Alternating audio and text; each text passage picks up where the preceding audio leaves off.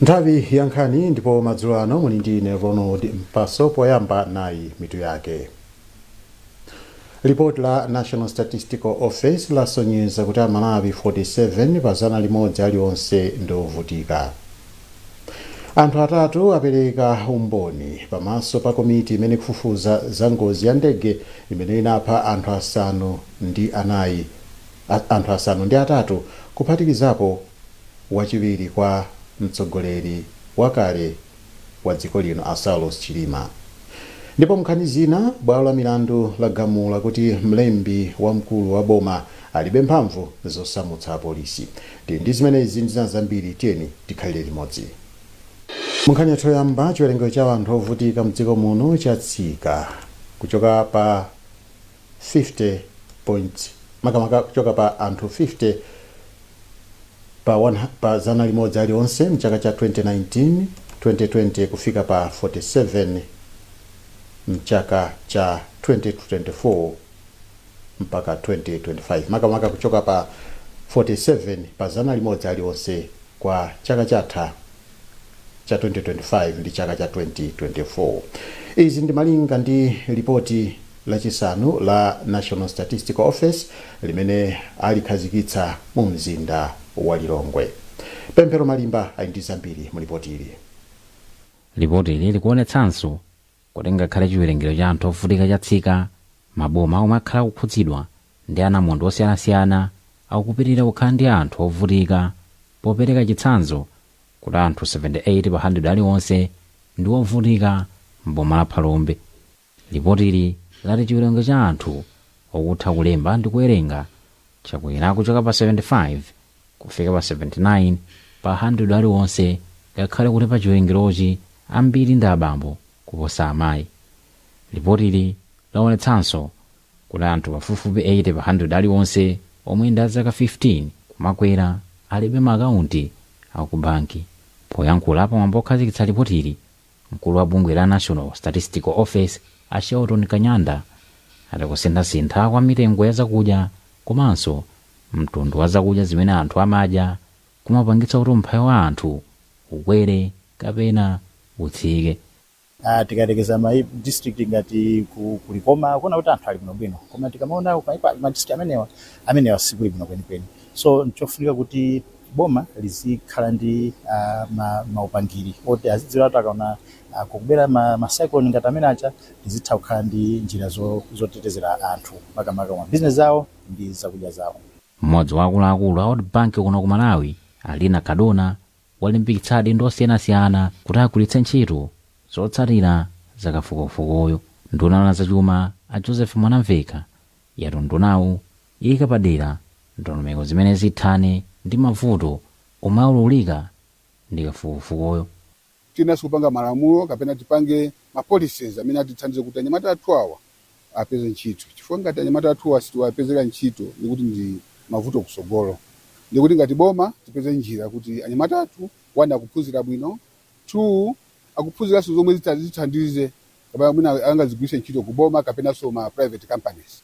Bungwe la National Statistical Office linachita kafukufukuyo madera onse a dziko lino kuyambira mwezi wa Julai 2024 kufikira Julai 2025. Anthu atatu aonekera pamaso pa komiti imene ikufufuza za ngozi ya ndege imene inatenga miyoyo ya anthu asanu ndi anayi kuphatikizapo amene anali wachiwiri kwa mtsogoleri wa dziko lino Saulos Chilima. Atatu aperekera umboni wawo kudza mmene amadziwira za ngozi iyi. Rebecca Chimjeka Matemba ali ndi ripoti. Mlembi wakale wa zachitetezo James Chusiwa ndi amene anayamba ndipo anauza komiti kuti sanali nawo pa ndandanda pokonza ulendo wa wachiwiri kwa president wa dziko linoyi, ndipo iye anamva za ngozi kudzera pa wailesi. Ndipo mlembi wamkulu wakale undu unaona za maubale ena mwayi wawo polepole nayenso anauza komiti kuti sanakhudzidwe ndi ulendowu chifukwa iye pa nthawiyo anali kunja kwa dziko lino. Nkhawa zimene ndafotokoza monga ngati mwafunsolani nalonena kuti nthawi imeneyoyo tinalipo I think secretary akuluakulu tinalipo atatu. Panali ine amene ndimang'anira za kunja amene kuti foreign relations, ndiponso pali wina amene amang'anira za malamulo timati PS legal, komanso pamwamba pathu panali amene anali wamkulu amene anali mlembi wamkulu. Ndi madabwe kuti kodi akomiti musankha ine ndekha kuti ndibwere kunoko posasankha mwini wake ministry nthawi imeneyo chinachitika ndi chani. Komanso chosangalatsa china chambiri kapena chodabwitsa china chonena kuti boma litangolowa anandichotsene ntchito koma andisankhaso lero ndibwerezanenso chani umboni otereyo ndi mangodabwa kuti kodi chimene chikuchitika ndi chani. Ndipo wachitatu poonekera ndi mmodzi mwa akuluakulu omwe amagwira ntchito ku bwalo la Kamuzu, Grips Chinzimu, omwe amaona anthu apadera akamayenda maulendo. Wauza komiti kuti anadabwitsidwa kuti tsiku lomwe wachiwiri kwa purezidentiyo Saulos Chilima amayenda kupita ku Mzuzu pogwiritsa ntchito ndege ya asilikali ya Dornier. Ndipo iye anafotokozera komiti kuti itafika nthawi ya 11 koloko masana ndipo mwe anamva zonena kuti ndegeyo inakanika kutera ku bwalo la Mzuzu ndipo imayembekezeka kubwerera ku Lilongwe asanamve malipoti kuti ndegeyo yasowa. Padakali pano wapampando wa komiti wotanyamula ndumanda wafotokoza kuti ntchito yofufuza za ngozi ikuyenda bwino. Tumatetika kamanene aliyese kumazanero pali wakufunikira ngati naide APS au foreign affairs amene sanali involved kwambiri tsiku limene anachoka pana ku Bahamas ndipo kweneka APS amene anali mu office tsiku limene lolo kuti mwitane. So tsiku lililonse wapezeka munthu kuti wakutumika ndi list yathu sikuti ili fixed kuti tatseka ayi tikumayipanga update mona kuti tipanga extend pang'ono phase 1 timene kumaliza pa 1 July ndi tapanga tabweza masiku awiri kuti tito kumaliza pa 3 July kuti mayina amene akubwera titese kuti tayambule kuti tipezeni chenicheni chimene wakuchidziwa. Komiti ipitiza kafukufuku wake lolemba. Bwalo la milandu lagamula kuti mlembi wamkulu wa boma alibe mphamvu zosamutsa apolisi kupita ku ntchito zina. Oweruza William Msisya ndi amene wapereka chigamulochi kutsatira pempho limene akuluakulu a polisi anapereka boma litalamula kuti iwo asinthe malo ogwirira ntchito. Malinga ndi oyimira apolisi pa milandu a Khumbo Soko,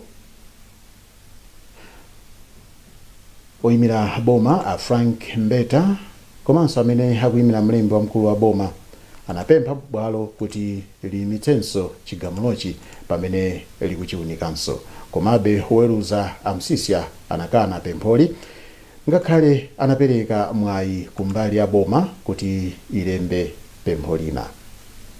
Akuluakulu a polisi amene anakasuma za mlanduwu ndi a Christopher Katani, Mai Roda Manjolo, a Emmanuel Soko komanso Mai Chikondi Chingadza.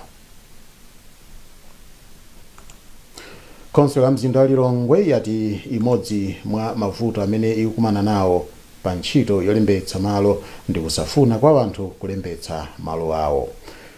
Mlangizi wa zamalo konsoloyi a Sylvia Kasia ananena izi pa maphunziro okhudza ndondomeko yolembetsa malo amene anachitikira mdera la Mfumu Chitekwere mboma la Lilongwe.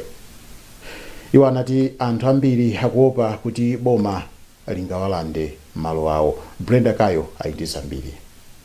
Akasiya ati pakadali pano pomwe konsoloyi ikuchita kaye kauniuni kumadera zaonetsa kuti anthu ambiri sakubwera kuzalembetsa malo awo kamba kuti ali ndi malingaliro oti boma likufuna kuwalanda malo awo.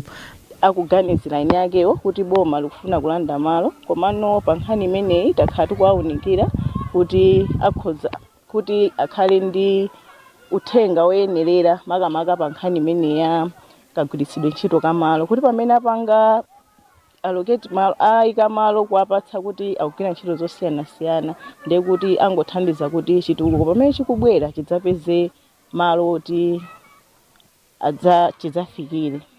Mkulu woona za mapulani ku nduna wa zamalo aseni akadza kumanja banda alimbikitsa anthu kuti adzalembetse malo omwe akukhala komanso kuchitirapo ulimi pofuna kupewa mikangano yomwe imabwera chifukwa chakulowererana malo.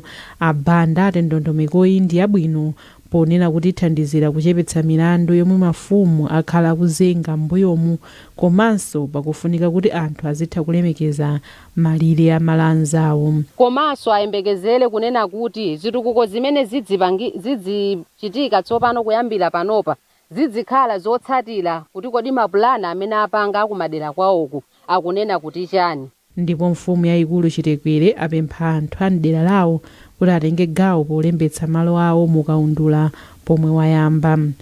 Nkhani yayikulu ndiye kuti anthu amene akapezeka anthu oti safuna kulembetsa malo tiyenera tikhale nawo pansi kuti tiwaphunzitse mwapadera kuti ndi zabwino zolembetsa malo, chifukwa chakuti umwini wa malowo ukhala kuti uli m'manja mwake mwa iye.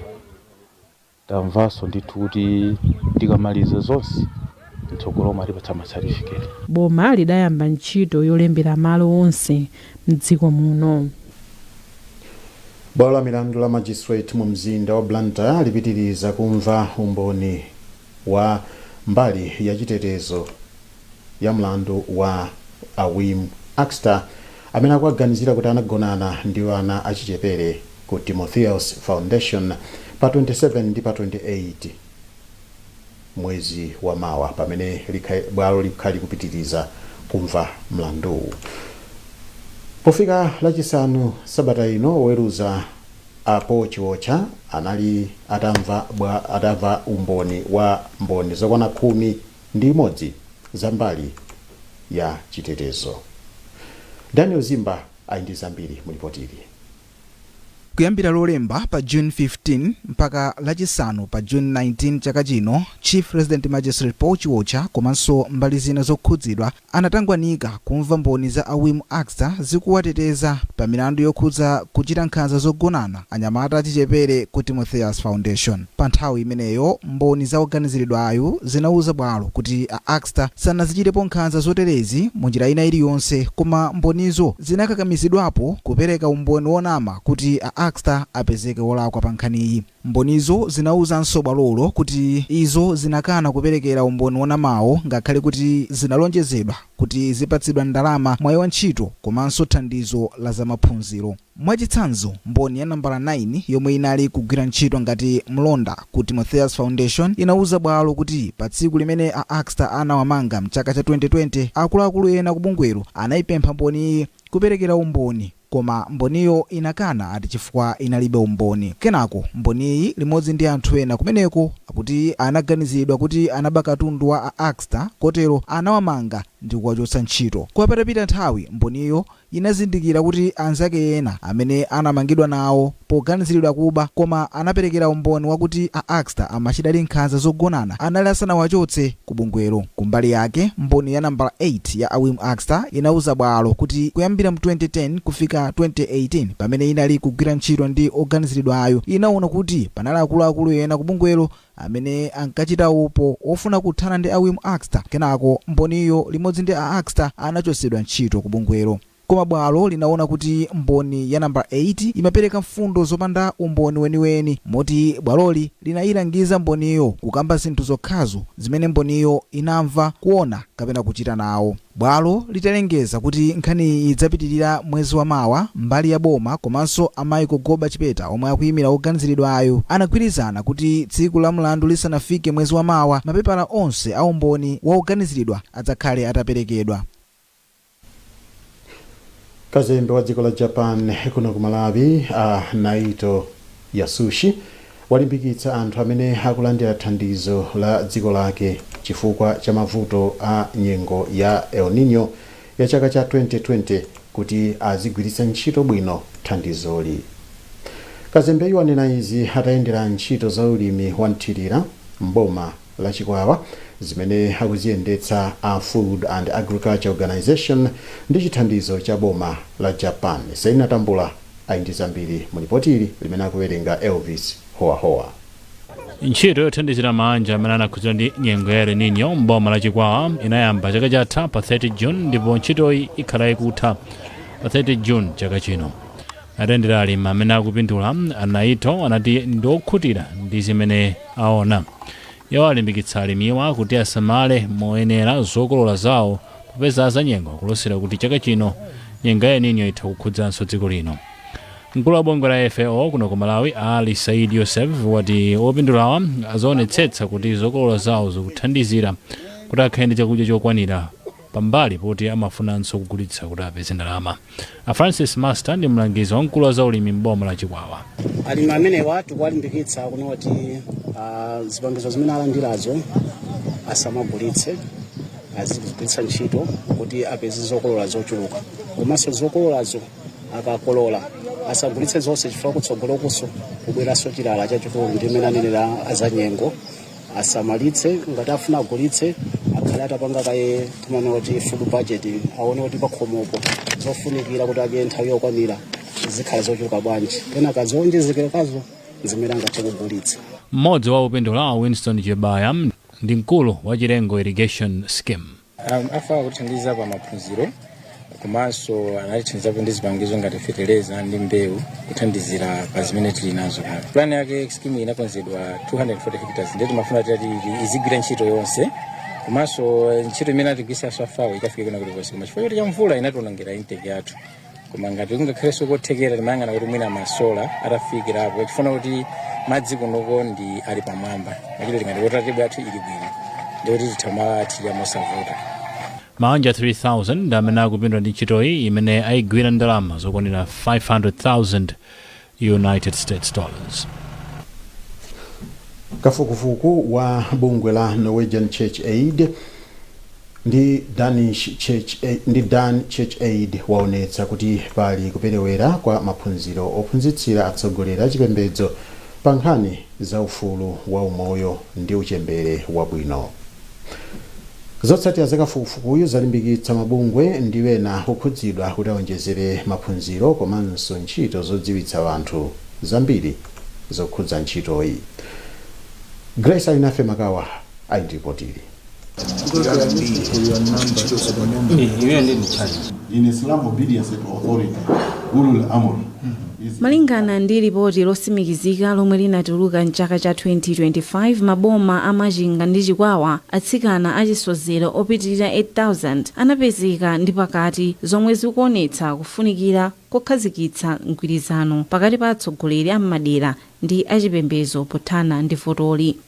Polankhula pa msonkhano otsimikizira zotsatira za kafukufukuyu, mkulu wa mapulogalamu a NCADCA Paul Manjamwanda anati cholinga cha kafukufukuyu ndi kupeza njira zothana ndi votoli. Kukumana kwa liroko kunali kuti tapatse zimene tapeza pa kafukufuku ameneyo kuti akagwirizana nazo tione kuti tingapange bwanji.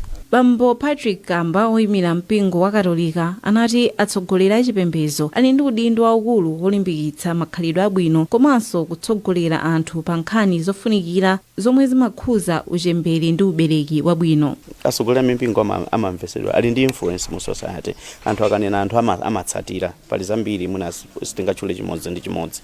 Sheikh Abbas Vinjenje oyimira bungwe la Muslim Association of Malawi anati nkhani za uchembere wabwino zimagwirizana ndi ziphunzitso za Chisilamu zomwe zimasindika zakuteteza ndi kusunga moyo wa anthu. Kuchoka kwa pano kumabwerera kumene tikuchokerako ndikuti tikutenga chinthu chimenechi ndi kukachifikitsanso kwa ena amene sanabwere kuno, ndi cholinga chonena kuti nkhani imeneyi ikathe kuwafikira ana amene timatenga ngati kuti ndi tsogolo la mawa. Wachiwiri kwa mkulu woyang'anira umoyo wa chinyamata ndi za uchembere wabwino ku unduna wa za umoyo ndi ukhondo Hans Katengeza wati undunawu ndi wozipereka pothandiza atsogoleri achipembedzo powapatsa mfundo zolondola komanso zatsopano zokhuza malamulo ndi ndondomeko za uchembere wabwino. Munkhani za masewero, funso lakuti kodi Silver Strikers ipambananso masewero ake ndi Sivo. Ili ndi funso limene ena otsatira masewero ampira akumafunsana pamene Silver Strikers ikumana ndi Civil Service United kumapeto kwa sabata ino pa bwalo la Sivo mu mzinda wa Lilongwe, umu ndi mu ligi ya FDH Bank Premiership. Silver yakhala ikupambana masewero asanu otsatizana ndi Sivo kuchokera mchaka cha 2023. Mavuto Kambuwe ali ndi zambiri mulipotire. timu ya silver ndi imene yakhala kupambana masewero ochuluka ikakumana ndi timu ya silver mpikisano osiyanasiyana. Timu iyi yapambana masewero okwana anayi ndipo yagonja masewero awiri pamene alephera masewero okwana anayi pa masewero 10 omwe akumana posachedwa apa. Ndipo timu ya silver idagonjetsa timu ya silver 2-1 mchaka 23 pa bola silver muzindawu. Pakadali pano timu ya silver ndi yachiwiri pa ndandanda wa matimu a FDH Bank Premiership ndi mapointi okwana 13 itasera masewero okwana 5. Timu ya silver ili pa namba 11 ndi mapointi okwana 7 itasera masewero okwananso 5. Mphunzitsi wa timu ya silver Abasi Makawa anati andi chikhulupiriro kuti timu ya silver ipambana masewero wamu. Tonero ndi game yofunika kwambiri monga mukudziwa kuti takhatisa kuyenda bwino magemu atatu ondondozana. Ndi kumbukumbu lathu ngati silver kuti tichite bwino masewero amene wamawa. Tiyesetsa mwanjira iliyonse tikudziwa kuti ndi game yovuta. Timu ya anzathu yonse ndi timu yabwino kwambiri. Wachiwiri kwa mphunzitsi wa timu ya silver Mapopa Nsukwa anati nayenso ndi chikhulupiriro kuti timu ya silver ipambana masewero wamu. Takonzeka bwino. Maplayers onse ali bwino. Molalo mukampo ili bwino. Mainjuries alipo. Ndi maplayers angapo amene sapezeka. Makude, Eric Asiga and Andrew Joseph, but the rest are available. Ubwino wake ndoti timapanga create ma chances kumaponya. Taisesa kupanga cover kumbali ya finishing yathu. Koma ni magemu awiri osiyana. Masewero ena timu ya Mighty Wanderers ikumana ndi timu ya Ekhaya pa bola la mpira mu mzinda wa Blantyre. Timu ya Masters FC ikumana ndi timu ya Craig Sporting Club pa bola la Bingu National mu mzinda wa Lilongwe loweruka usiku. Pamene timu ya Mafco ikumana ndi timu ya Goshen Citadels Dynamos pa bola la Chitowe mboma la Nkhotakota. Nkhani zathu nizomwezi koma tisanasiyane na insomito yake. Ripoti la National Statistical Office lasonyeza kuti Amalawi okwana 47 pa 100 aliwonse ndi ovutika. Anthu atatu apereka umboni pamaso pa komiti imene kufufuza za ngozi ya ndege imene inapha amene anali wachiwiri kwa mtsogoleri wa dziko lino Saulos Chilima ndi anthu ena 5 mchaka cha 2024. Ndipo mnkhani zina bwalo la milandu lagamula kuti mlembi wa ofesi ya mtsogoleri wa dziko lino ndi nduna alibe mphamvu zosamutsa apolisi. Mukhoza kupeza nkhani zina zambiri pa tsamba la Times 360 Malawi, pa Facebook, pa X @Times 360 Malawi komanso polembetsa ku 1895 ndi kuimba star 1895 hash. Mwana ndine Ronald Mpaso ndikufuniriza bwino zonse pene mupitiriza kuonera maprogramu osiyanasiyana pano pa wireless yakanema ya Times TTV.